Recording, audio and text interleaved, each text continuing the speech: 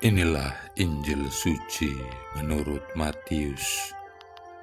Dalam khotbah di bukit berkatalah Yesus, "Tak seorang pun dapat mengabdi kepada dua tuan, karena jika demikian, ia akan membenci yang seorang dan mengasihi yang lain, atau ia akan setia kepada yang seorang dan tidak mengindahkan yang lain. Kalian tidak dapat mengabdi kepada Allah dan kepada Mamon. Karena itu aku berkata kepadamu, janganlah khawatir akan hidupmu, apa yang hendak kalian makan atau minum, dan janganlah khawatir pula akan tubuhmu, apa yang hendak kalian pakai. Bukankah hidup itu lebih penting daripada makanan, dan tubuh itu lebih penting daripada pakaian? Pandanglah burung-burung di langit yang tidak menabur dan tidak menuai dan tidak mengumpulkan bekal dalam lumbung, toh diberi makan oleh Bapamu yang di surga. Bukankah kalian jauh melebihi burung-burung itu?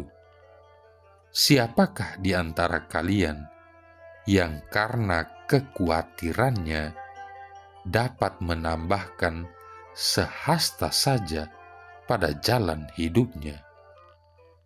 Dan mengapakah kalian khawatir akan pakaian? Perhatikanlah bunga bakung di ladang yang tumbuh tanpa bekerja dan tanpa memintal. Namun aku berkata kepadamu, Salomo dalam segala kemegahannya pun tidak berpakaian seindah salah satu dari bunga itu. Jadi, jika demikian Allah mendandani rumput di ladang yang hari ini ada dan esok dibuang ke dalam api, tidakkah ia akan lebih lagi mendandani kalian, hai orang yang kurang percaya? Maka janganlah kalian khawatir dan berkata, apa yang akan kami makan, apakah yang akan kami minum, apakah yang akan kami pakai? Semua itu dicari bangsa-bangsa yang tidak mengenal Allah. Akan tetapi Bapamu yang di surga tahu bahwa kalian memerlukan semuanya itu.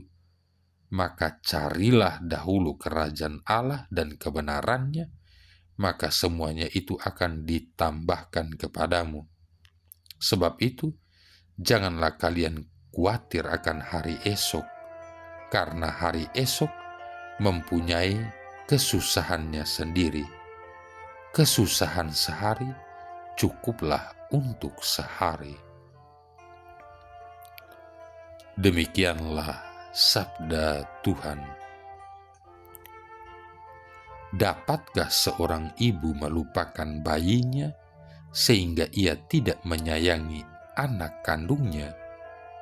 Sekalipun dia melupakannya, aku tidak akan melupakan dikau. Yesaya bab 49 ayat 15. Saudara-saudari yang terkasih, di tengah situasi yang dipenuhi berbagai ketidakpastian, peperangan, kemiskinan, kelaparan, ketidakadilan, dan berbagai kejahatan lainnya, dan di tengah kebisingan dunia yang membuat dunia mempertanyakan eksistensi Allah yang Maha Kuasa dan Maha Cinta, kalimat dari kitab Yesaya tadi merupakan suatu hiburan dan kekuatan bagi setiap orang yang percaya. Tuhan tidak pernah berhenti menyayangi umatnya. Dunia yang tercipta karena cintanya yang besar tidak mungkin akan ada dan sudah pasti binasa tanpa Tuhan. Allah senantiasa setia meskipun umat manusia berulang kali tidak setia. Apabila dunia ini kehilangan keteraturan dan jatuh dalam jurang kegelapan dan ketiadaan cinta, hal itu dikarenakan sama seperti manusia pertama kitalah yang telah berpaling meninggalkan persatuan cinta kasih dengan Allah. Si jahat telah menaburkan ke dalam hati dan pikiran kita suatu dorongan untuk mencari kepastian bahwa kita sungguh-sungguh dicintai Allah. Dan karena kekhawatiran akan hal itu, perlahan-lahan hati kita mulai tidak berpaut lagi kepada Allah. Daripada menyerahkan hidup kepada Allah, sebagian orang mencoba mengandalkan kekuatannya sendiri, yang lain mempercayakan dirinya pada organisasi maupun pribadi yang dianggap mampu memenuhi kebutuhan hidupnya. Malahan ada pula yang bertindak lebih jauh lagi dengan menyerahkan diri untuk menjadi budak dosa dan tawaran si jahat yang menjanjikan kebahagiaan palsu. Saudara-saudari yang terkasih, Bunda Gereja yang kepadanya telah dipercayakan rahasia Allah, bandingkan 1 Korintus bab 4 ayat 1c, hari ini menyuarakan kembali seruan Yesus. Tak seorang pun dapat mengabdi kepada dua tuan, karena jika demikian ia akan membenci yang seorang dan mengasihi yang lain, atau ia akan setia kepada yang seorang dan tidak mengindahkan yang lain. Kamu tidak dapat mengabdi kepada Allah dan kepada Mammon. Segala kekhawatiran manusia semuanya berakar pada kurangnya iman akan penyelenggaraan dan belas kasih Allah. Adalah menarik bahwa Yesus membandingkan hidup kita dengan burung-burung di langit dan bunga bakung di ladang. Dalam menggunakan perbandingan demikian, kita hendaknya bijaksana untuk melihat bahwa Yesus tidak bermaksud mengesampingkan betapa pentingnya kerja. Sebab bila kita sungguh-sungguh melihat dalam kesehariannya, ada proses kerja yang harus dilakukan baik oleh burung di langit maupun bunga bakung di ladang untuk hidup. Akan tetapi maksud utama Yesus ialah untuk mengingatkan kita bahwa Allah turut bekerja di dalam semuanya itu. Jikalau hewan dan tumbuhan saja dipelihara olehnya, maka sudah pasti ia lebih lagi memelihara hidup kita manusia yang diciptakan sesuai gambar dan rupanya. Untuk menyadari penyelenggaraan dan belas kasih Allah yang sedemikian besarnya, kita memerlukan iman dan cinta yang besar pula.